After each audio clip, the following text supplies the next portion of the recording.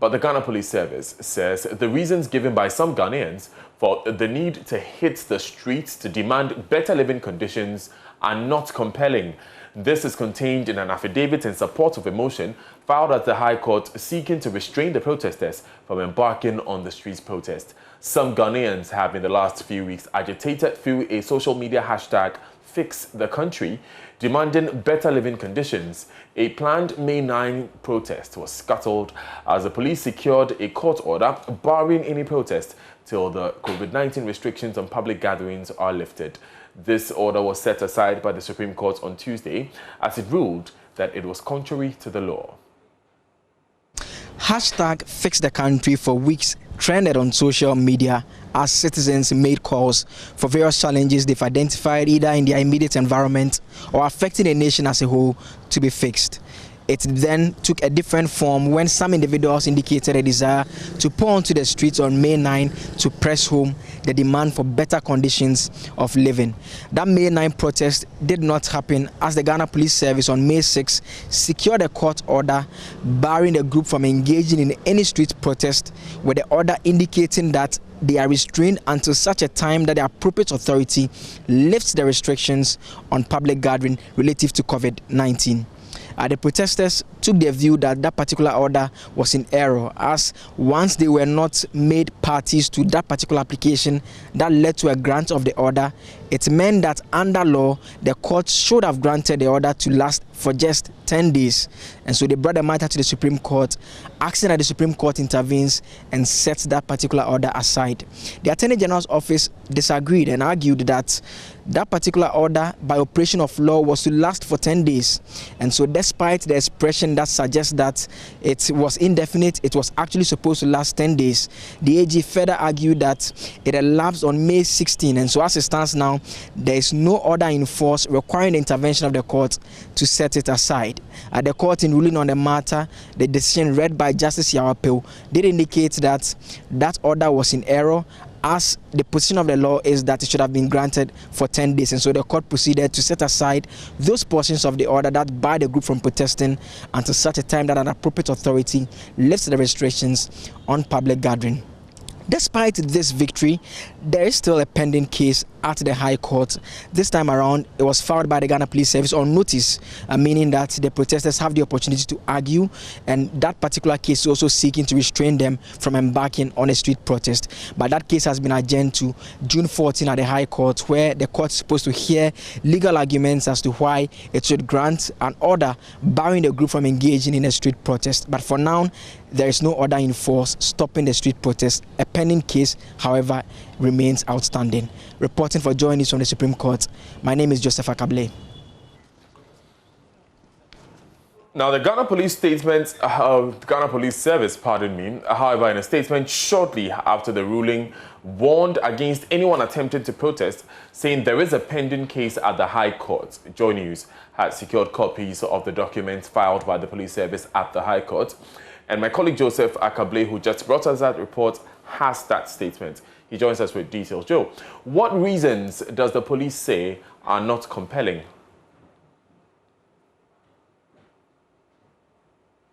Was stated in documents that were given to them is to demonstrate or protest a displeasure at successive government failure in fulfilling string of promises.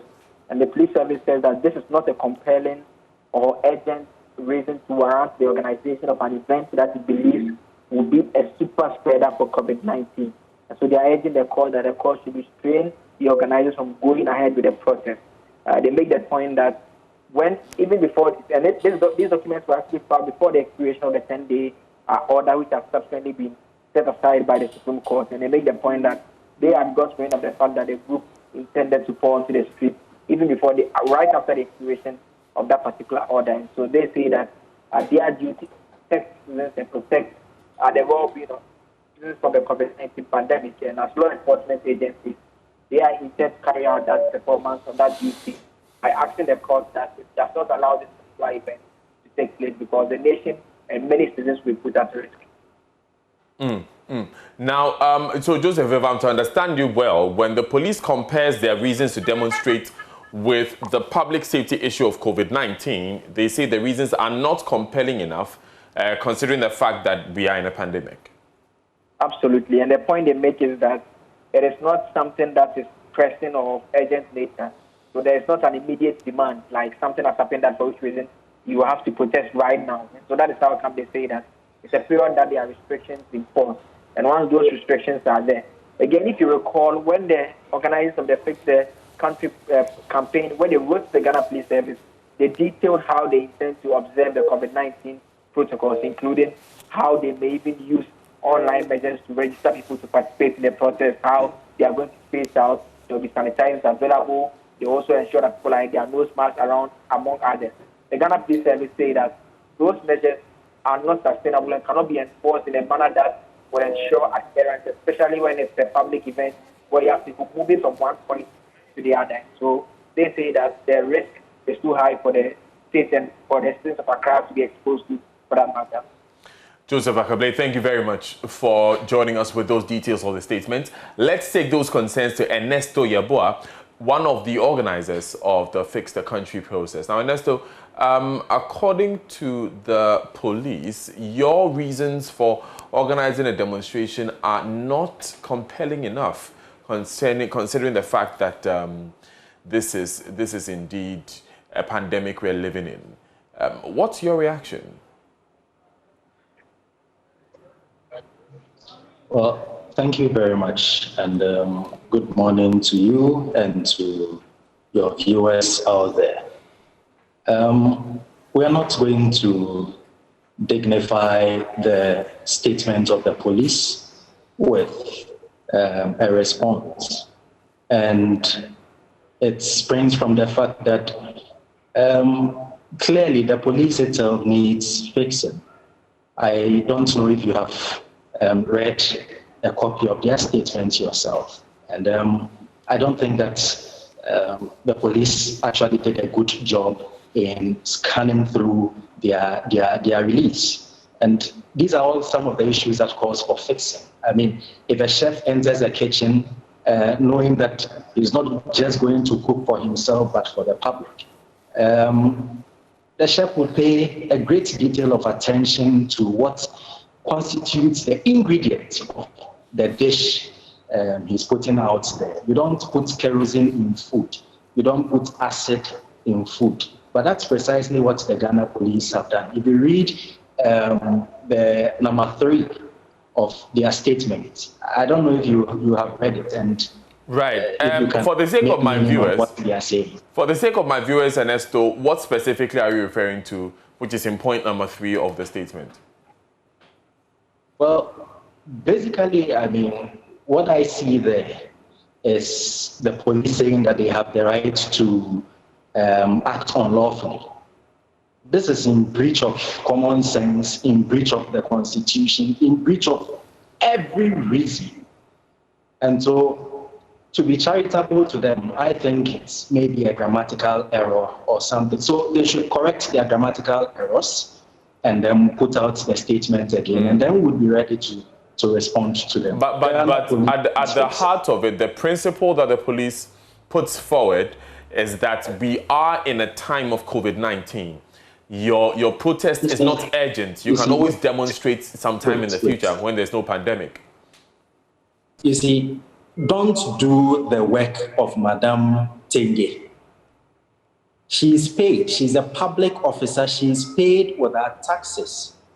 So if there is an explanation to be done, it is for Madame Tenge to come and do that explanation. And as you can see, the statement they have put out there is a disaster. So they should correct their mistakes. That's the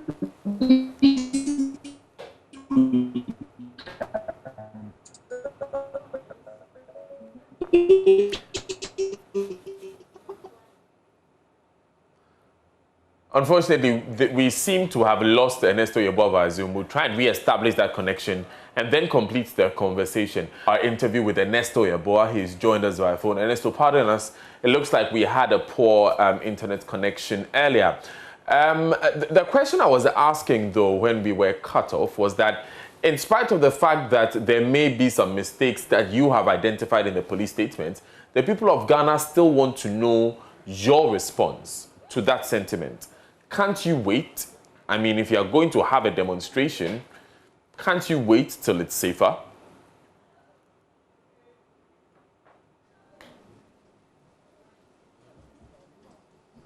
Right, Ernesto, can you hear me? Hello, I can hear you. Great. Please take the answer again. The answer of can't you wait? Let's not make excuses for our leaders. It is because of these same kinds of excuses that we are where we are, that the country needs fixing. Look, we are not going to respond to an incompetent statement. That you are not going to get from us.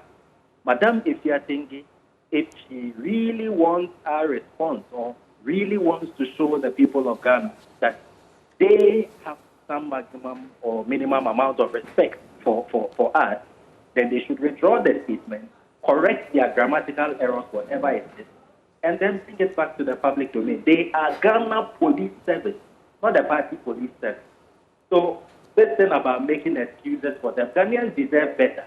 When we say fix the country, these are some of the things that we are talking about, where some of these incompetencies, imagine this happen elsewhere. Those democracies that we look up, would they take it lightly? Would the media take it lightly? Will the public take it lightly?